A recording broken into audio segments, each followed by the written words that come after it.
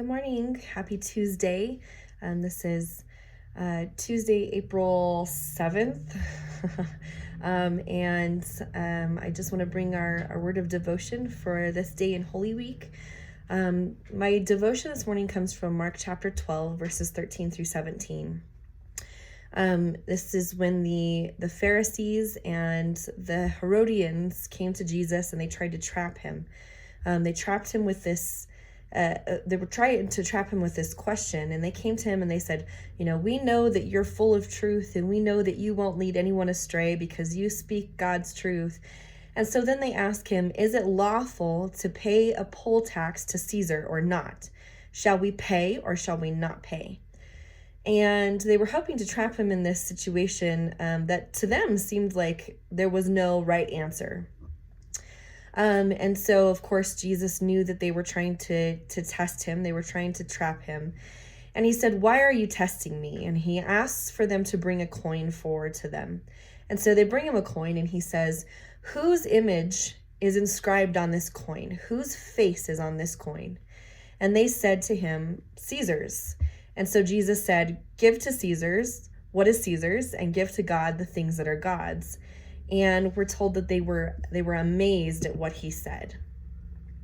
So as I was reading this morning, I was thinking about this passage, and it's taking place as we walk with Jesus this week through Holy Week.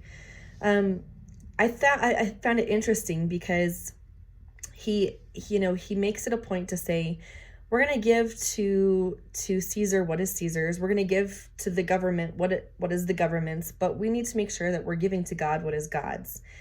And we're told that the people who were listening were amazed, and Jesus kind of used this to defeat this trick question. But there's an important lesson here. When we look at the coin that the Pharisees and the Herodians had brought forward, we're told that the coin had Caesar's image. It had Caesar's face on it.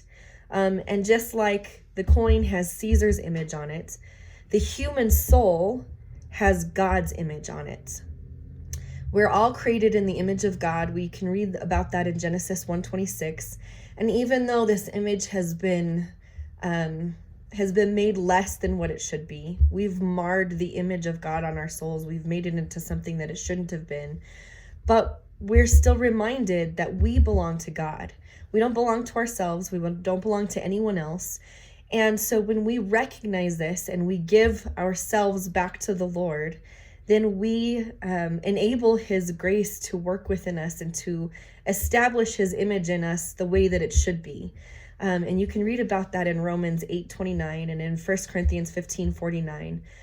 And so we can get caught up in talking about lots of different things when we talk about faith to other people, when we talk about really anything to other people. We can get caught up in controversies and questions and lots of different things. But when the Pharisees and the Herodians came before Jesus, they should not have been so worried about who they were going to give their money to.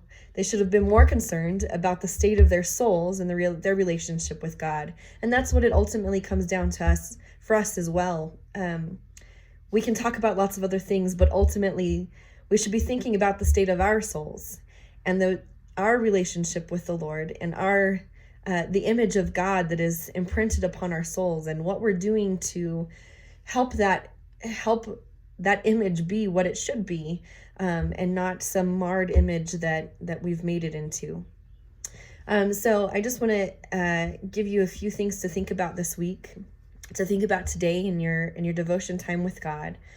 Of course, we're trying to relate this situation, and we're trying to understand how we should walk through Holy Week when we can't do the things that we would normally do. We can't gather with family as we normally would. We can't gather as a church body to praise and to read the word like we might normally. But we still want to find ways to do what God has called us to do. So I want to ask you this morning, what do people's responses to the COVID-19 outbreak say about our human nature? Have we seen good things about human nature during this time, or have we seen not so good things about human nature during this time?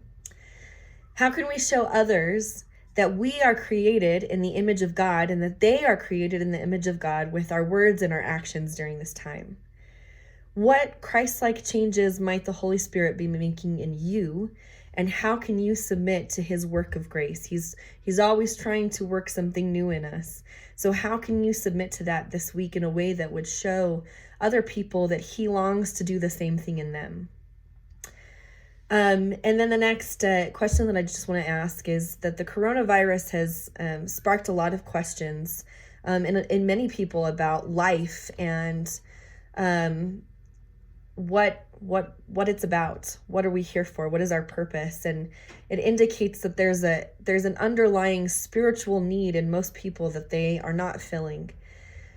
So how can you help point people to the spiritual realities of their life and their need for Christ?